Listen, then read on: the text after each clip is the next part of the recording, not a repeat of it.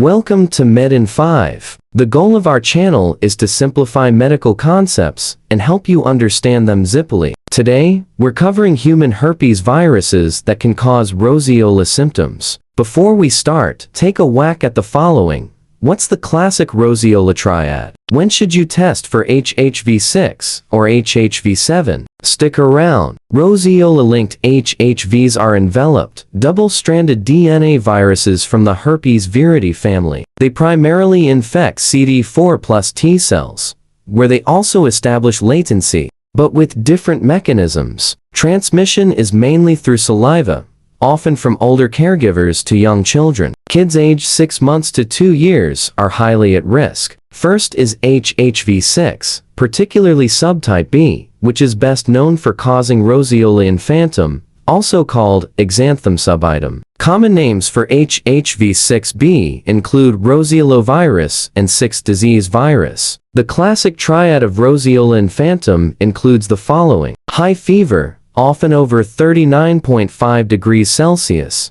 lasting 3 to 5 days. Febrile seizures, which can occur due to the rapid temperature rise, and a lacy, pink maculopapular rash that appears after the fever subsides, starting on the trunk and spreading outward. HHV-6B infects CD4 plus T cells and hides in mononuclear cells such as T cells and macrophages, allowing it to persist silently and reactivate in immunocompromised hosts. Unlike most herpes viruses, it integrates its DNA into the host's chromosomes, often near telomeres, creating a lifelong reservoir that may even be inherited. Roseola infantum is self-limiting in most healthy children, but some patients may develop prolonged seizures, encephalitis, and bone marrow suppression, especially the immunocompromised. Diagnosis usually depends only on clinical examination, but polymerase chain reaction from blood or cerebrospinal fluid is performed when complications arise or immunosuppressed patients are affected.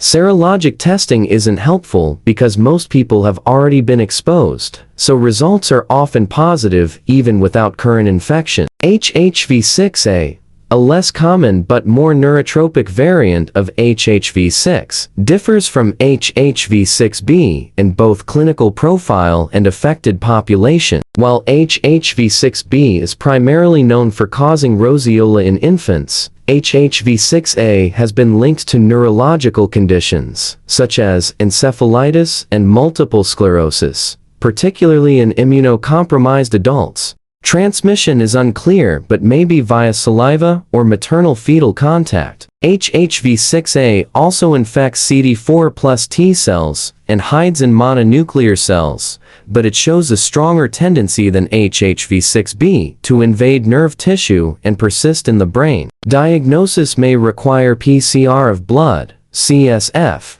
or brain tissue if neurosymptoms arise. Next is HHV-7, which can cause a roseola-like illness, though it's less common than HHV-6B. HHV-7 typically affects young children, often after prior exposure to the 6 disease virus. HHV-7 infection resembles roseola infantum, but the triad symptoms aren't always complete. Febrile seizures can still occur, particularly with rapid temperature spikes. The rash, if present, resembles that of HHV-6B, a pink, maculopapular exanthem starting on the trunk. HHV-7 also infects and hides in CD4 plus T cells, but unlike HHV-6, its DNA does not integrate into the host DNA. HHV-7's reactivation triggers are less understood. Most HHV-7 infections in healthy people are mild or asymptomatic,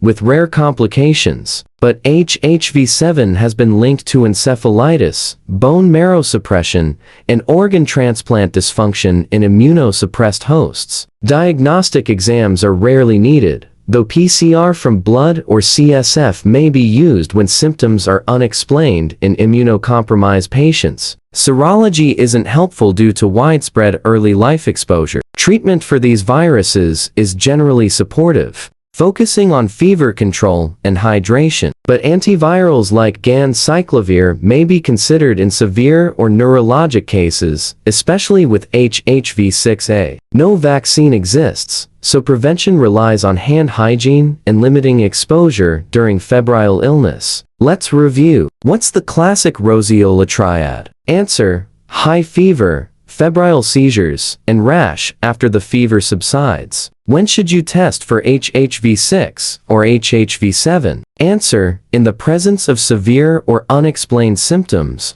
immunosuppression, or suspected neuroinvolvement. Got 'em all? Hooray! If this video helped you understand roseola-linked viruses, tap like, share, and subscribe. Download the comparison table from the link in the description. Thanks for watching. Stay tuned to Medin 5 for more bite-sized medical clips.